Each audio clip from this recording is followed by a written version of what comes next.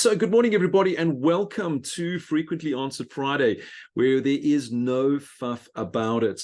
In this particular session, what we do is we go through questions that have been asked by agents, and in this particular session, I will actually go through and actually answer them to the best of my ability. Now, to this day, I've actually got a great question that's come through to me, and not only is this a question from a single agent, this agent actually, well, this question has actually been asked to me on many occasions. So to actually ask the actual question, what that question is, I actually want to share it to you. So it all boils around commission, it boils around splits, but more importantly, it actually boils around who gets commission in a certain way. So let me actually read this particular phrase that came through to me. So only the listing agent is allowed to market a property to the general public. And that's yes, 100%. Under the Code of Conduct, Clause 3, which is mandates, it actually stipulates that in order for you to market a particular property, you need to have the authority to market that property. Now, if you don't have that authority from a seller, you are unable to actually market that property. So you need to have that from the actual seller, number one. The second part of it is any other agent may present a property listing that's not their own to their own buyer network. And that is true. Yes, you can share a listing. So if you've got the mandate, you can share it with other agents and say to them, yes, you can definitely market that property to their buyers. However, they cannot market it on any of the public portals.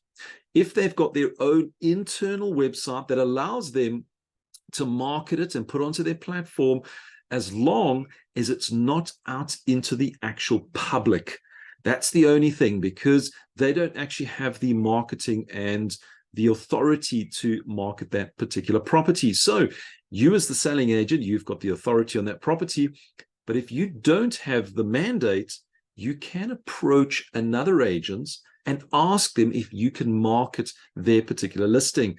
And you can then send that through to your buyers. Now, the third part of that is any agent who wishes to market the property needs to have the seller's consent, including joint mandates. Right. So if the property is in a sole mandate with one agent, you can, through that agent, request, hey, do you mind if we share this particular property and I'll share it with my buyers? And then you'll negotiate what that commission split is. Now, generally, it's a 50-50 split.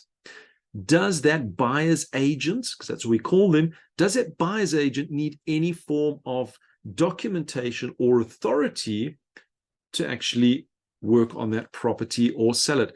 No, they don't. So this is where this big gray area can come in.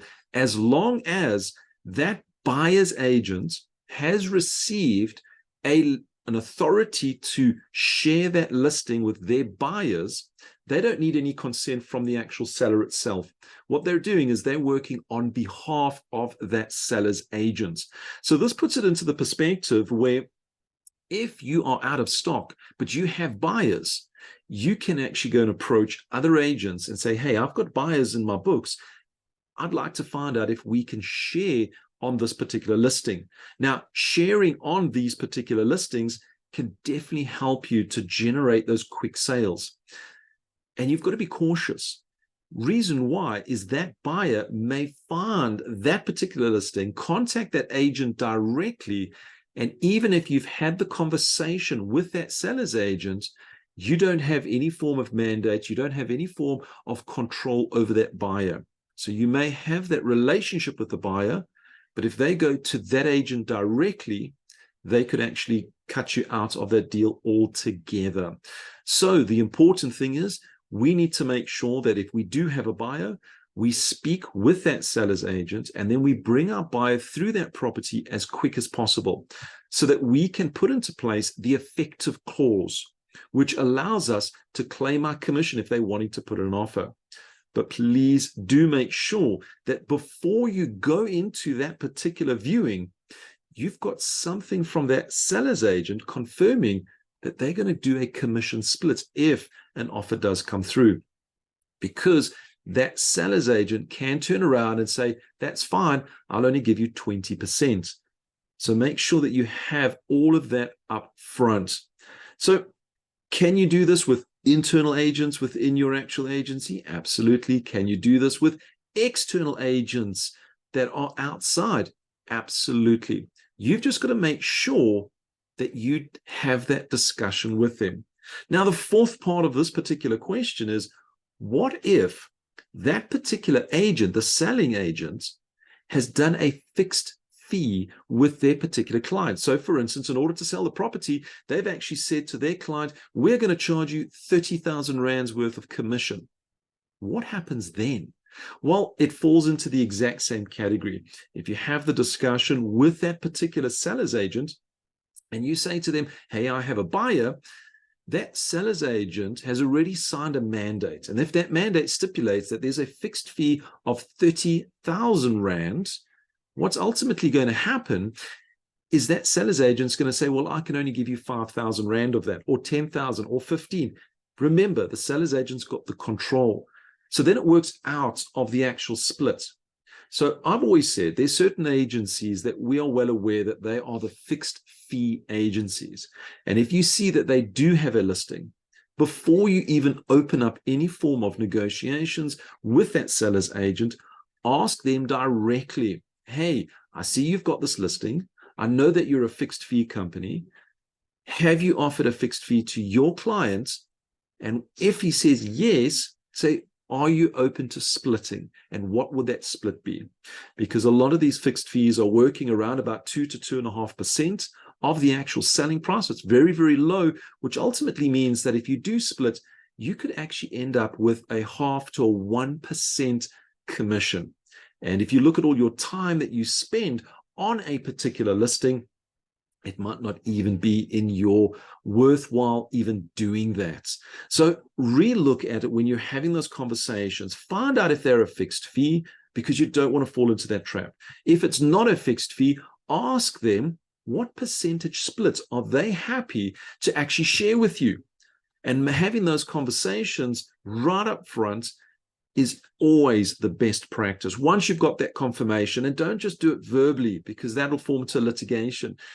Do it on a WhatsApp message, do it on an email, do it on some form of communication that you've actually got that in writing, because from that, based on that, when you take a buyer through that particular property and they like the property and you can take on that particular offer, at least you've got that commission split in place.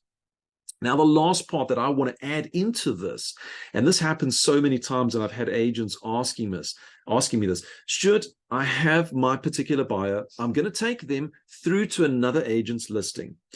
My buyer now likes the property and they want to put in an offer. However, the selling agent is saying that they will only accept an offer on their offer to purchase paperwork and stationery. What do I do? Well, here's the crux of it. Regardless of what stationery is being used, as long as an offer is being put in place and you've managed to secure your effective cause as well as the commission split, you can use whichever paperwork is required. So if it does come to that type of situation, you can actually say to that particular seller's agent, that's perfect. Could you send me a blank copy? I'll have it completed with my particular buyer. I will then come through to you and then we can present it together so that we know exactly what we're actually doing. So when it comes to stationery, stationery can be anybody's stationery. It does not have to always be your own stationery. I know that we like our stationery because we're familiar with it. We know the terms, we know the conditions, but make sure that you have an offer to purchase. And regardless, what I would suggest on that, if you do get stationery and offer to purchase from an agency, send it through to somebody here in EXP for us to do a quick review of it to make sure that it does cover all the clauses that will cover you for your commission, as well as make sure that there is a secure deal in place. That is a vitally important part, because there are certain OTPs and offer to purchases out there that don't cover all of the clauses that are required to make sure that this becomes a foolproof deal. So we can go through that. And the great thing with it, if it's not foolproof, we can still use their documentation we just add an addendum to it. We add that addendum, which will cover everything else. And when we're doing that presentation, we can actually say to that particular buyer's or seller's agent and the actual seller, here's the offer to purchase. But over and above that, we actually have an addendum. And this particular addendum is going to actually help to secure that particular deal. And trust me, if that particular seller's agent has been battling to get a buyer through, or they've had that property for a while, they will take that particular offer. They will present that offer, and you'll get yourself a fantastic deal going forward into the future. So when you're going through particular deals and you're doing these share splits, just to recap, remember, yes, if you've got a buyer, you can reach out to any agent and basically state to them, hey, are you open to sharing? Find out if they're a fixed fee or if it's a variable fee, that percentage. And then start talking about the negotiations. Are we going to be doing a 50-50 split? There are certain agencies out there that will not split. There's certain agencies that will only give you 20% because they use it as a referral. But a vast majority of them will do a 50-50 split. And that's from personal experience going out there. You build up those relationships. And also what happens with that, going into the future, you can also do the reverse, where you can say to them, hey, if you have a buyer, you're more than welcome to bring them through to my property so that you actually get that particular deal secured in the actual future. And make sure that you're going through this particular property, just bearing in mind, you will not be able to put it out onto the portals if the other agent has that sole mandate, because that actually goes against the code of conduct, because you don't have that authority to market, and that's misrepresentation, which can actually lead to quite severe penalties from the PPRA. So get that information, get the authority just to share it with your buyers. And what I've done, when I've shared it with my buyers, I actually created my own little single landing page that I can send directly. And we have that within our marketing center here at EXP, where you can create that single landing page and then you can send it straight to your particular buyers. It's not really on the public portals because no one's going to actually find it. It's a link that you send directly to those particular buyers. It looks like a listing. It has the same feel as a listing, as well as it has contact details for you to actually fill in at the bottom, and that'll come straight back to you so that you can still secure those buyers and then set up that appointment, go through to that particular viewing, and make sure that you actually have that acknowledgement from your buyer, from the seller, from the actual seller's agent, that you've been present, because that is part of the effective course. So this was quite a simple and kind of complicated question that came through. So I want to thank you so much for sharing this question, because this is something that will definitely help every single agent going into the actual future.